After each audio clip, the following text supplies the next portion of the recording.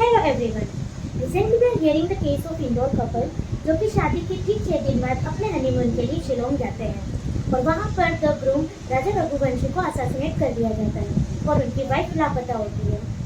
16 दिन बाद यानी परसों उनकी वाइफ का पता चलता है जो कि गाजियाबाद के एक ढाबे पर पाई जाती है और यह बात वो खुद अपने भैया को कॉल करके बताती है। But see how the secrets are revealing. Shillong के पास में ही बांग्लादेश का बॉर्डर है। सभी को यही डाउट था कि she might be kidnapped, but it's all the trap. The whole case depends on the murder and conspiracy जो कि वह उसने अपने 3 असैसिनेटर्स के साथ में मिलकर की थी, जिनमें से एक उनका बीए बताया जा रहा है। शी थॉट कि इसे इंटरनेशनल इशू बता के सिंपैथी गेन कर लेंगी, बट शी फॉरगॉट जुर्म छुपाने से छुपता नहीं है। एक ना एक दिन you have to pay for it what you have killed. While seeing the case, we come to know about 2 offences. One is murder, another is conspiracy. So let's have a discussion in detail about such offences. If we talk about murder in general, person को ऐसे equipment से हट करना जिससे कि उसकी death cause हो जाए। रेस्ट ऑल इसकी प्रोविजंस बीएनएस के सेक्शन 101 और 103 में मेंशन है। सेक्शन 101 सेज कि कोई भी पर्सन इस इंटेंशन से किसी को मारे कि उसकी डेथ हो जाए या उसे कोई ऐसा बॉडीली इंजरी कॉज करे जिससे उसकी डेथ हो जाए, या वो चाहे कि ऐसी बॉडीली इंजरी उसको हो जिससे उसकी डेथ भी हो, या ऐसी कोई बॉडीली इंजरी उसको कॉज करे कि अभी नहीं तो बाद में बट उसकी मौत होना तय हो, दैट्स कॉल्ड मर्डर। और इसे हम एक एग्जांपल से समझते हैं। Here A with the intention to cause B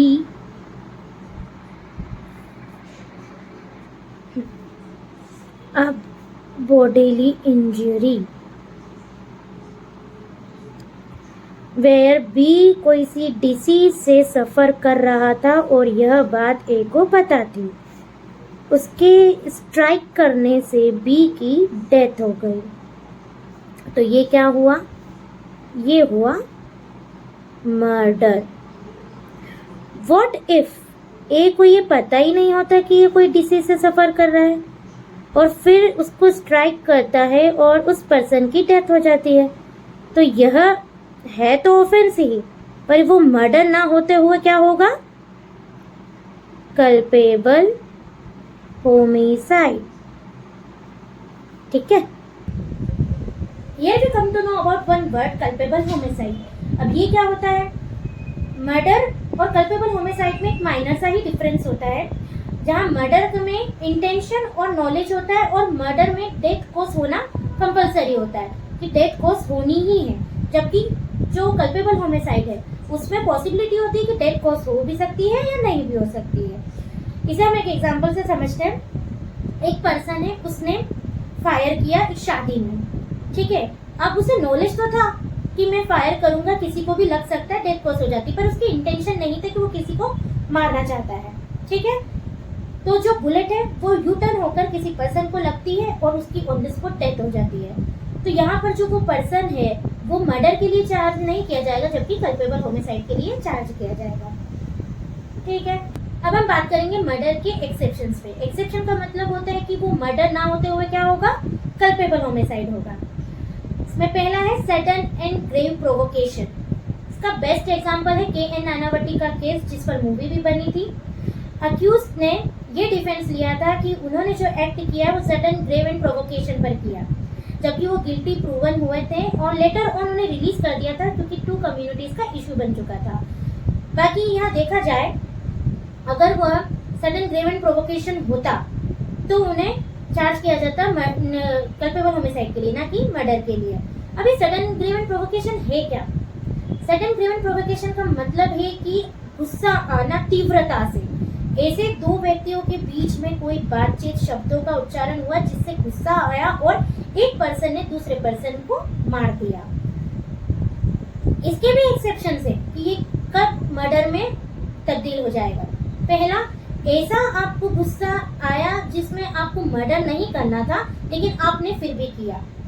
दूसरा, कोई पुलिस ऑफिसर अपनी ड्यूटी कर रहा है और आपको गुस्सा आया और आपने मर्डर कर दिया। फॉर एग्जाम्पल, मुझे कोई पुलिस ऑफिसर अरेस्ट करने आया, मुझे इस बात पे गुस्सा आया और मैंने उनकी गन ली और उन्हीं को शूट कर दिया, तो ये क्या था, ये मर्डर था। इसे हम सेकंड एक्सेप्शन है प्राइवेट डिफेंस।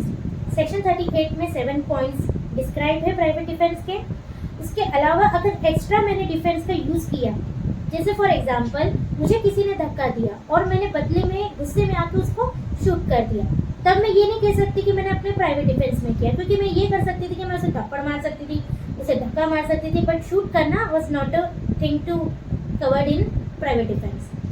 सो मैं वहाँ पर कल्पेबल होमिसाइड के लिए चार्ज हो जाऊंगी। थर्ड एक्सेप्शन है पब्लिक ऑफिसर का एक्स्ट्रा पावर यूज करना। फॉर एग्जाम्पल एक पर्सन है जिसने चोरी करी 1000 रुपये की और मैं उसको अरेस्ट करके लाई और वो भाग गया मेरी गिरफ्त से, मैं फिर अरेस्ट करके लाई, वो फिर भाग गया मेरी गिरफ्त से। ऐसा 2-3 बार हुआ, इस वजह से मुझे गुस्सा आया और मैंने उसका एनकाउंटर कर दिया। यहाँ पे मुझे राइट था उसको अरेस्ट करने का, बट एनकाउंटर करने का नहीं था, इसलिए मैं यहाँ पर कल्पेबल होमिसाइड के लिए चार्ज की जाऊंगी। ठीक।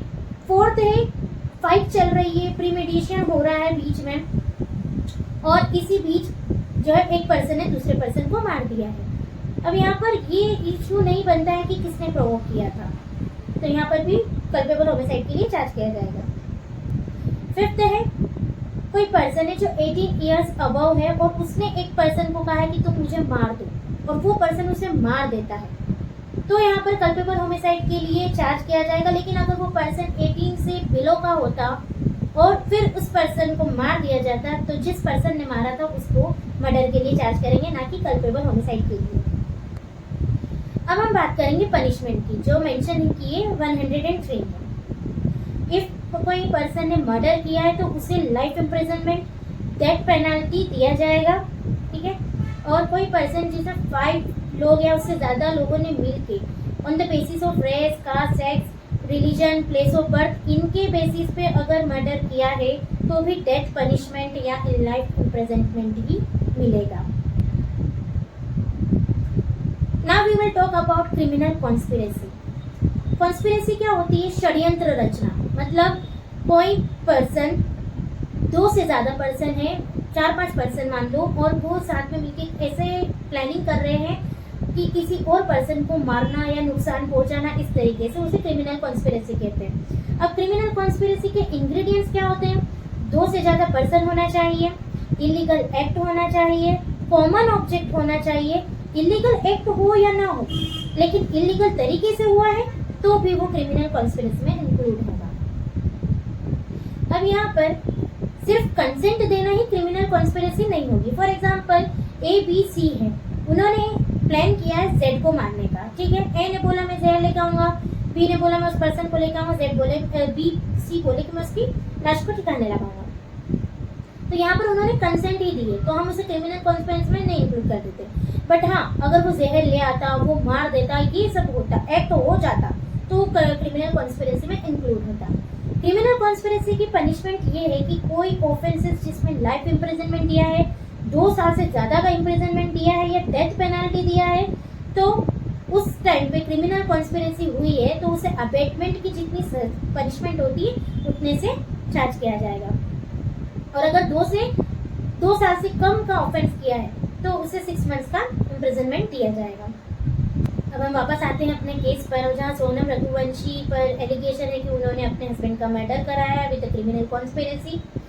यहाँ पर सर्कमस्टेंसेस देखें तो पूरे मर्डर के शो हो रहे हैं, क्योंकि हमने अभी कल्पेबल होमिसाइड के प्रोविजंस पढ़े, उनमें से एक भी एक्ट सोनम रघुवंशी ने नहीं किया है। सीइंग अभी तो प्रोसीडिंग्स हुई नहीं है, लेटर ऑन देखते हैं किस चीज़ के लिए चार्ज किया जाएगा। एट लास्ट जिस तरीके से केसेस देखे जा रहे हैं, मेन एंड वुमेन दोनों को अवेयर होने की बहुत ज़्यादा ज़रूरत है। ट्रस्ट करना अच्छी बात है, but blind trust leads to death also, so should be aware of it.